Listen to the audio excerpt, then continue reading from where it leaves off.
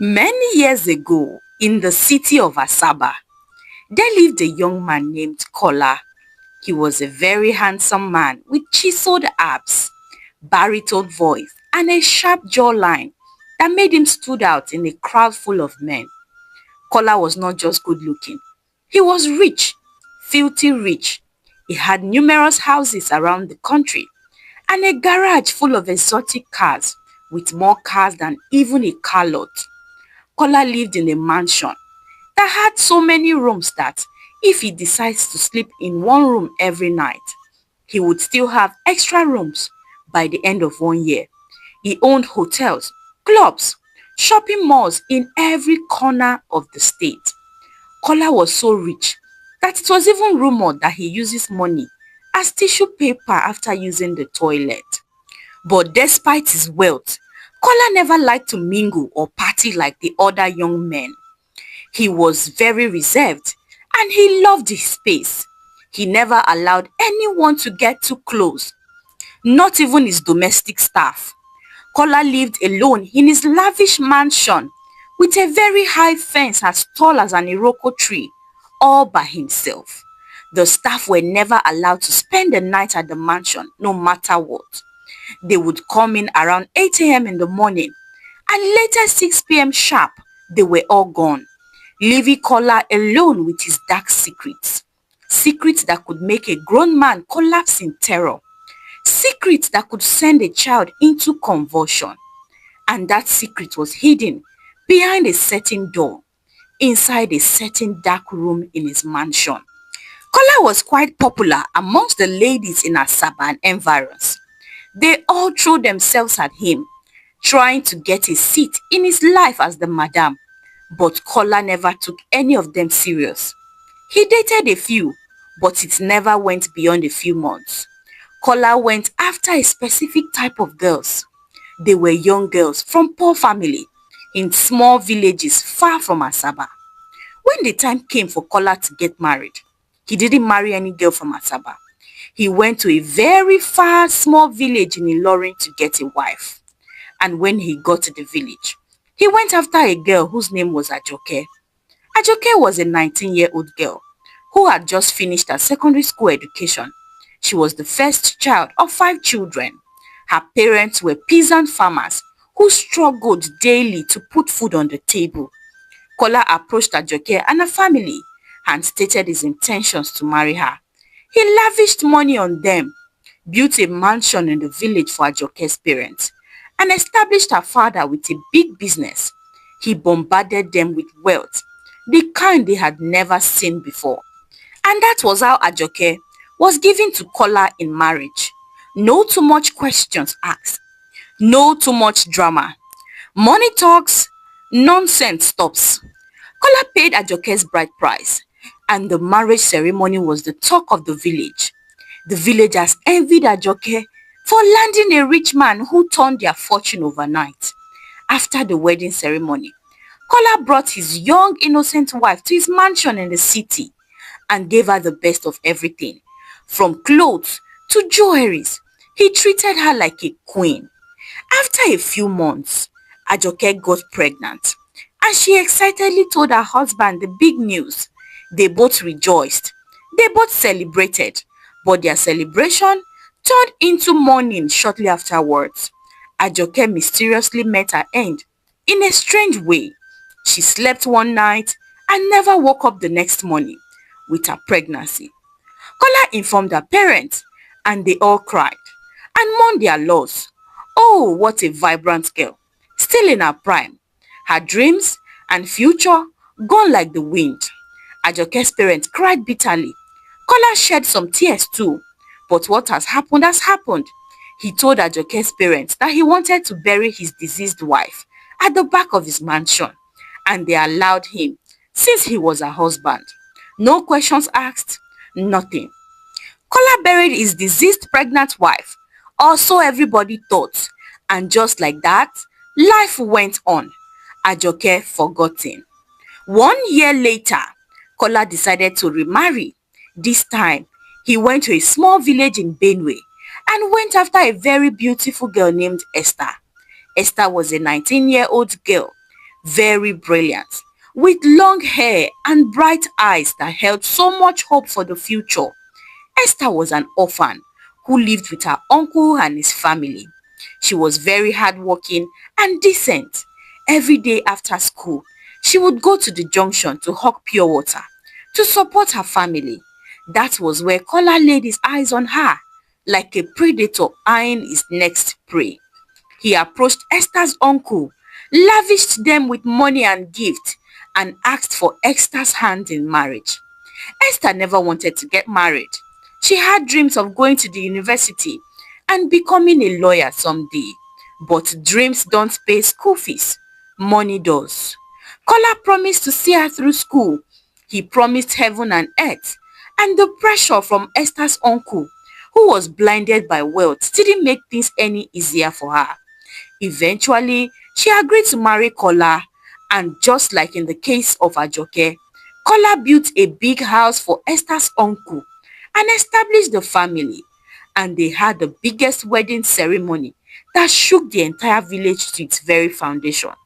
After the marriage ceremony, Kola took his wife in his car to the city, and as they left, Esther waved her uncle and cousins goodbye, promising to keep in touch.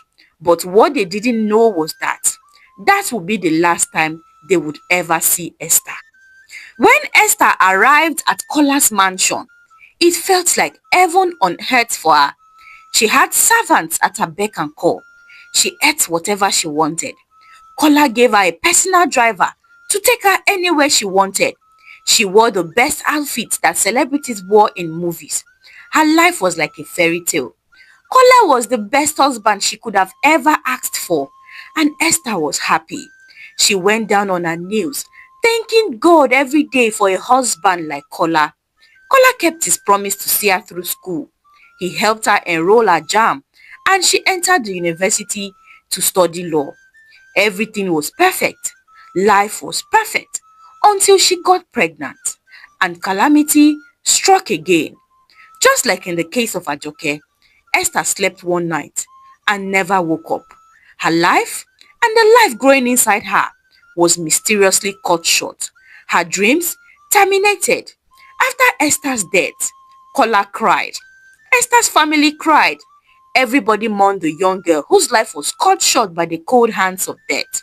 After a few days, Kola asked to bury Esther's corpse in his mansion. And just like that, Esther's uncle allowed him. No questions asked, no drama, no suspicions, just silence. In a few months, the world moved on and forgot about Esther. Exactly 1 year later, Kola remarried, this time to a beautiful Muslim girl from Kano. Her name was Zainab. Zainab met the same cruel fate as the other two young girls Kola married before her. That was also the case with Ogechi, a 20-year-old girl from Abia State, and Naomi, and Yemisi. All the young girls met their ends mysteriously a few months after marrying Kola. In 5 years, 6 girls had lost their lives with their pregnancies in Kola's mansion, and nobody suspected anything. The families of the young girls never asked questions. They just went back to their homes to mourn their dead. One fateful Saturday, Kola went to a wedding in Benin City. There, his eyes landed on a young beautiful girl with full bosom. She couldn't have been more than 22 years old. Immediately, Kola laid her eyes on her. He had already started making plans to marry her. The girl's name was Ukinebu, popularly called Uki. Uki was a fresh graduate from the University of Benin. She was learning how to do makeup before she goes for her National Youth Service Corps. That weekend, her madam was contracted to do makeup for a bride, and Uki followed her madam. After they had finished styling the bride, they were offered a table in the lavish reception hall and offered assorted food, courtesy of her madam being the bridal makeup artist. That day, Uki descended on the plate of food the caterer served her, stuffing her face without a care in the world. She had not eaten all day, and it was not every day you see Oyinbo food, like Chinese rice and seafood boiled to eat. This was a golden opportunity, and Uki took advantage of it. As she was bulldozing through her plate of food, she felt a pair of eyes staring at her. It was not a bad stare. It was that kind of stare a man gives to a woman he is interested in. Uki looked up and her eyes met a handsome man dressed richly in white agbada. The man was tall, with fit body that was visible under his agbada, and his smile was heavenly. Uki immediately turned her eyes away from the man, slightly embarrassed, and continued eating her food. But this time, she was no longer devouring it like a hungry lioness. She now added a little push, since there was an admirer staring at her now. All through the event, Uki noticed the man's eyes following her everywhere. She stole a few glances his direction, and each time their eyes met, her heart would jump. There was something about this man. She was intrigued. By the end of the event, the man walked up to Uki and introduced himself. "Hi, my name is Kola. I couldn't help but stare at you all through the event. Damn, you are beautiful," he said, and Uki blushed very hard. She was finished. That was how Uki and Kola started talking. They went out on a few dates and they started dating. Kola was a dream come true for Uki. He was handsome, gentle, and rich. He was open like an open book. He told Uki he had been married before, that his former wife died during a pregnancy complication.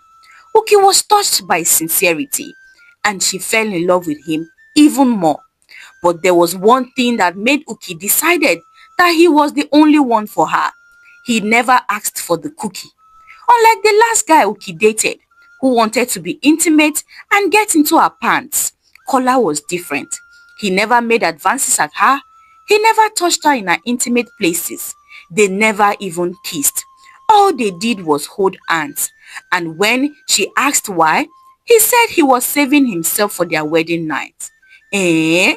This kind of men still exist? This one na full package. Uki couldn't believe that she bagged a responsible man. She couldn't stop talking about Kola to her friends, family, and even church members. Kola visited Uki in a humble house in Benin many times, and each time he came, he lavished gifts, wrappers, and money on Uki's parents and siblings. He was humble and respectful, and before you know it, he won the hearts of Uki's family. And after a few months, Uki and Kola got married. Kola bought a house for Uki's parents.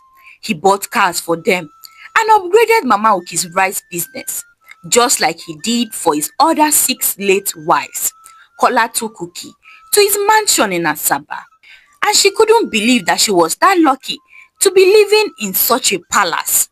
There were domestic staff who did everything in the house, personal driver who drove her around town. Uki never had to lift her finger to do anything. She was served like a princess, and Kola was sweeter than sugar. He was always very attentive to her. He never raised his voice when talking to her. He pampered her with luxury. But after a few months, Uki started to notice some strange patterns. He never let her visit her parents in Benin City, and her parents were not allowed to come and visit too. When she asked why, he said he wanted his space, that they just got married, and it wasn't time to start having visitors. Uki also noticed that his parents or friends never visited. They lived in isolation in the big house. Even the staff were not allowed to spend the night. Once it was 6 p.m. sharp, the house would almost be like a graveyard. Or maybe it was a graveyard, with an eerie silence and darkness she couldn't explain. What really had her worried was how Kola would disappear most nights into a certain room in the mansion and remain there for hours, leaving her alone in their bedroom. Fear started creeping into Uki's mind, but she kept assuring herself that nothing was wrong. Months passed, and Kola started pressuring Uki to get pregnant. It was subtle at first. They just talked about it, and Kola was still the sweet man she married. But after 1 year of marriage, and she was unable to get pregnant, she started seeing another side of Kola that she had never imagined. He was no longer gentle or sweet to her. He started threatening her to get pregnant or he would end their marriage. Uki became worried. She had tried everything she could, but nothing was coming forth. She had drank all the concoction her mother sent her to conceive, but nothing worked. One day, she visited a clinic in Asaba for checkup. The doctor ran series of tests on her, and when the results came in, she was told her body was healthy to carry children. The doctor told Uki to tell her husband to come in for checkup as well. That evening, when Uki told Kola what the doctor said, he flared up in anger. "You are the one with the problem, Uki. My late wife got pregnant after a few months of marriage. Maybe you are just barren," he sneered. His words hurt Uki deeply. She tried to convince him to follow her to the hospital for checkup, but he refused blatantly. "Uki, if by the end of this month you still don't get pregnant, then this marriage is over. I'm running out of time," he said as he stormed out. That night, Uki couldn't sleep. She cried bitterly that her marriage was about to end because of her childlessness. The next day, she called her mother and explained everything to her, and they began compulsory dry fasting and prayer for baby to enter. Uki prayed and prayed so she could conceive, not knowing she would mysteriously meet her end if God decides to answer her prayers.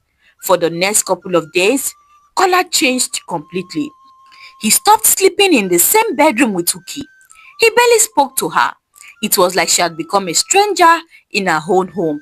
Every night, Kola would enter his secret room and lock himself inside all through the night, doing only God knows what. Uki noticed it, but she ignored it, thinking it was probably his studies where he kept important business documents. But as the days passed, she started hearing strange noise coming from the room. It was Kola's voice talking to who exactly? She had no idea. Uki's curiosity got the best of her, and she decided to find out what was in that room that was always locked. The next day, she asked one of the domestic staff, but she said they didn't know what it was, that they were never allowed to go near the door. The woman told Uki that they only started working in the mansion when Kola married her and brought her home. It became clear to Uki that maybe Kola was hiding something. She had ignored the signs for too long. Something was definitely fishy, and she was determined to find out what it was. For the next couple of days, Uki started searching for clues, for keys that could open that particular door. Then she remembered her husband always carried a particular key with him wherever he went. He said it was the keys to his fortune. That must be the key. That day, she went online and researched how to duplicate keys, and she found out that she could use wax to duplicate keys. She went out to a chemical shop and bought wax and other items, and she went back home pretending like nothing ever happened. That evening, Uki snuck into the room Kola was staying, and she quickly used the wax to get the shape of the key to duplicate it when Kola was in the bathroom bathing, and she placed the key carefully where she picked it up from, and returned back to her room and carried on as usual. That night, Kola went into his special room again and spent the whole night there. The next morning, Uki got up and dressed herself, and immediately Kola left the house. She left the house too, without her personal driver. She took a car to a key fabricator shop that she had found online the previous day. That day, she had Kola's special key duplicated. She was ready to uncover all his secrets. When she got home that afternoon, one man told her to just open the door when Kola was not around and snoop around. But no, she was stubborn. She decided to snoop at night when Kola was doing his thing in his room. When Kola returned home that night, he never suspected a thing. They had their normal brief conversation, and Uki even shed a few tears to convince him she was worried about their childlessness, while her plans were set in motion. That night, Kola went into his secret room, and the noise started just like every night for the past couple of weeks. Uki, who was wide awake, tiptoed to the door, determined to see what was inside, even if it meant her marriage would end. When Kola was busy doing his thing, Uki opened the door with her duplicate key, and in a second, she busted into the room with a great force. And there it was. Her spirit left her body at the sight. She was shocked. Kola too was caught off guard and shocked that Uki had discovered his secret. Uki stood there, still trying to process what was going on. Her husband, Kola, was making love to an embalmed, dead pregnant woman on the bed. She counted 1, 2, 3, 6 women, pregnant women, dead, all covered with white wrapper, carefully laid on the bed. Her mouth flew open in terror. When Kola saw that his secret was out, he composed himself quickly and launched forward towards Uki. She had seen his darkest secret, so he couldn't let her leave.